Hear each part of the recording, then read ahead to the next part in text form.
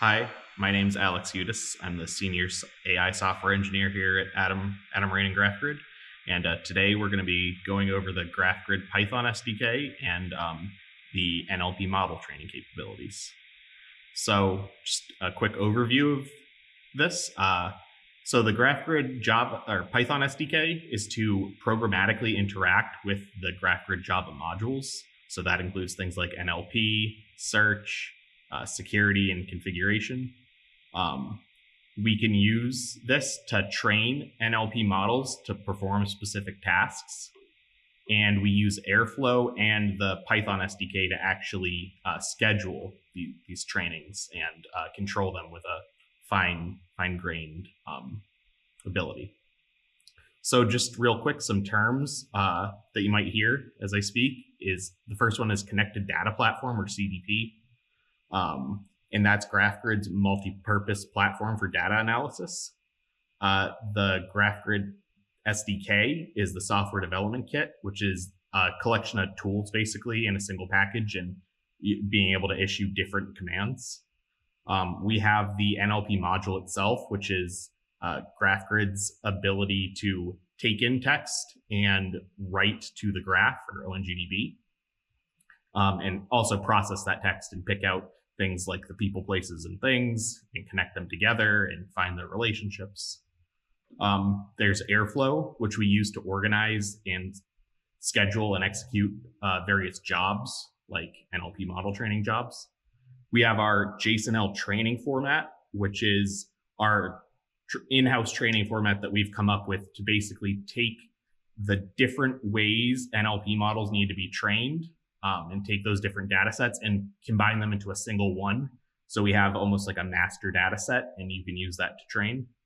And then just a model is basically a way we take, when I say NLP model, what I mean is something that performs a specific task. It was designed to do something specific, like for like a sentiment model is specifically meant to pick out the sentiment of a sentence, whether it's positive or negative. So let's first dive into the GraphGrid Python SDK. So as I mentioned before, it's a software development kit, and that means you can programmatically interact with our Java services using it. Right now, the primary purpose of the SDK is to provide architecture to actually train the NLP models. And so the way that happens is you can use the SDK to do things like saving your own data set to CDP's internal file storage, and that's all streamed. And you can also use it to kick off and monitor your training jobs themselves. You can get the information on active NLP models, and you can also swap out like hot load models in real time. And then finally, it provides an end-to-end training and monitoring pipeline all the way through. So all the way from like prepping your data, saving it, to training your model, saving that model out, to promoting that model. And what this gets us is a lower barrier of entry for actually training these NLP models. And that allows people to train new models that work for them better without having to necessarily fully develop everything themselves. And so it's the GraphGrid SDK is written to work with a running GraphGrid deployment, whether that be local or remote. You can find out more on our docs page. And we have a PyPy repo for the GraphGrid SDK, or you can just do a simple pip install. And so we're going to take a quick look at an example of SDK usage. And so I have a little script here that just runs through the different abilities that the SDK can provide. So right now I have CDP running. Here's NLP logs. But what we're going to do is first we're going to go and we have a data set. I called it SDK Tiny. And we're going to go and save that data set out to our internal file storage on Minio, which, as you can see, is empty right now. And then we're going to run a train command for the named entity recognition. So we're going to be training a new named entity recognition model. And then we'll just monitor that job as it runs. I'll actually start running this now. I realize I should start running that because it might take a few minutes. And so we'll monitor that as it runs, and we can This is a very simple script where we just check the state of whether it's ran successfully or failed, and depending on which, it keeps going or stops. And so this is actually already saved out our data set. So now if we go to our data sets, it's uploaded with a name, and hey, here's our sample data set. And we'll actually look at what those data sets look like a little bit later. Right now, I just want to show you how the SDK can actually work. And so it'll start running this training job. And as it's running, we can get the status of it. And this will kind of loop through as it's running the training job. As I mentioned before, this is all actually ran through Airflow. And so we have our NLP model training DAG, or job, basically. And so this is running through, and it has these different parts that it runs through. And so first, it basically gets all the resources it needs. It's GPU supported, so you can either train on a GPU or a CPU. From there, it'll start training, and then it'll save out the model, evaluate the model, and update this thing we call the model metadata registry, which is basically a global registry of all the models that you've trained. And so you can keep track of the history, which also comes along with like their training accuracy, their training loss, eval accuracy, eval loss. And you can basically, see the history of the models you've trained and the data sets you've trained them on. And so I'm just going to let this will run probably for a few minutes. And then at the end, what it'll do is right now I just have the code to explicitly promote it, but you can, write logic around this to check based on your different metrics, whether you do want to promote it or not. And while that runs, I think it would be a good time to start to jump into SDK training format. And so what the SDK training format is it's a one file format that supports all the different types of data that you need to train the different models. And so it's an aggregate of all these different things. And so we've come up with a way to basically, in a short form, list out, how a new model for translation would be trained, and combine that with how a model for co-reference resolution might be trained, and combine that with, and I guess just like aggregate these all into one place. So we have a master data set for training. And so the way this works also is it uses JSON lines. So each line in the file is its own JSON. And it's quite easy to read, as we'll see shortly. And it gives you some organizational freedom, as I mentioned.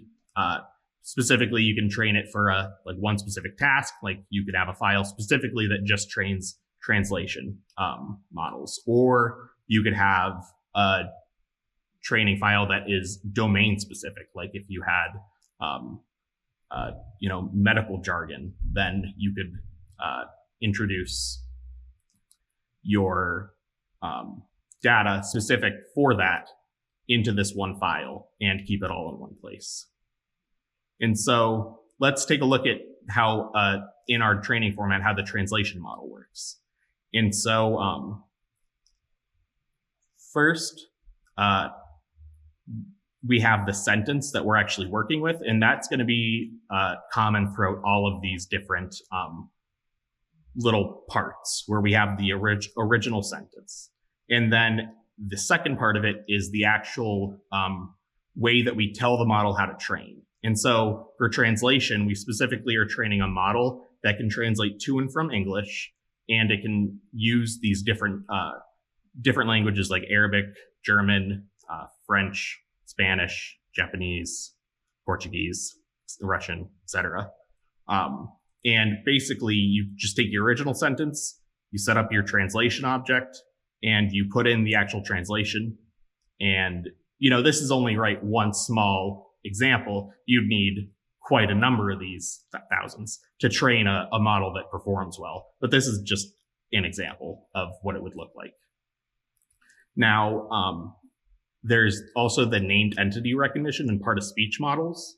And so named entity recognition is actually picking out the entities in the text. So in our sentence, this sentence here, Bill Gates and his late childhood friend Paul Allen founded Microsoft on April 4th, 1975. Bill Gates, Paul Allen, and Microsoft would all be, named entities. Clearly, Bill Gates and Paul Allen are people, and Microsoft is an organization.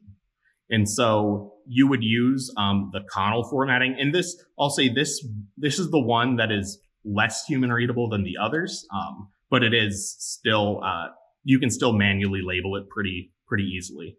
But you do need to follow this Connell format training. In both part of speech and named entity recognition use that. For part of speech, it's just grammatical tagging. And that's important. That is important to have a model that does that because it feeds into other models later. It tells them, which parts of speech are what, so they can perform better. Real quick, I will check and see if the training is finished, and it has. Okay. So if we go into our NLP, we have this new named entity recognition model that was trained. It's very small because it was trained on a very small data set. But as we can see, it came through and finished, and then it actually should have promoted the model as well, which I think it's in the process of currently doing. Oh, right, it's debugged, so it's paused. So it just finished, and now it'll go and actually promote this model and hot load it in real time. So we can see from the logs, it's closing the old model, swapping out the new model, and downloading it from Minio. And voila, we have a new model that we've just trained that was hot loaded in. And so you can see that this is a pretty straightforward and easy process. The biggest thing is, honestly, you can kind of make the code as customizable as you want and put in as much logic checks or, I guess, training parameters that you need to do. So I just wanted to, that took a few minutes, and I just wanted to come back to that real quick while I could. It also updated this thing called our model metadata registry. So if we take a quick look at that, not an Xcode.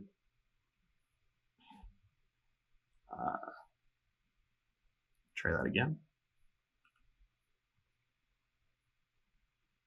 If we go and look at that in our text editor, we can see that because we've only trained one model, this is the one model that's here, but it gives us our training accuracy and training loss.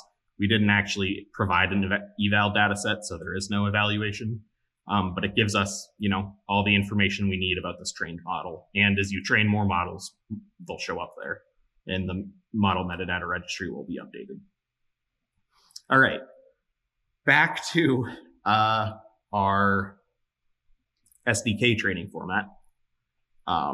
There's also the co-reference resolution model, which basically tells us if two entities are the same in two different sentences. So, for example, Bill Gates in the first sentence and Gates in the second sentence are co-referent because they're referring to the same entity.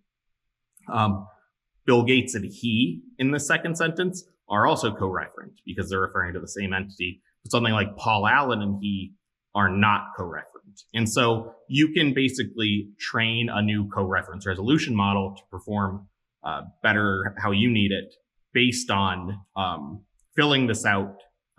Again, this is human readable. You can edit this as you see fit and correct your data if need be without going into some more crazy data formats. We also have a sentiment model that can be trained. There's actually two types of sentiment models that can be trained, a binary and a categorical. Binary is just, either positive or negative, 0 or 1. And then categorical is from 0 to 4, and 0 being the most negative and 4 being the most positive. And you can provide one or both amounts data for the models. So if you just wanted a binary model, saying that this sentence is positive, you could just have that, or you can include both. Another model that we provide is relation extraction, which finds relationships between entities. And this is a pretty important one. And so you can train your model to find, you take your original from our NER tagging, the original named entities like Bill Gates and Microsoft, and it again with their types. And you can, there's, I believe, 37 relationships that are allowed.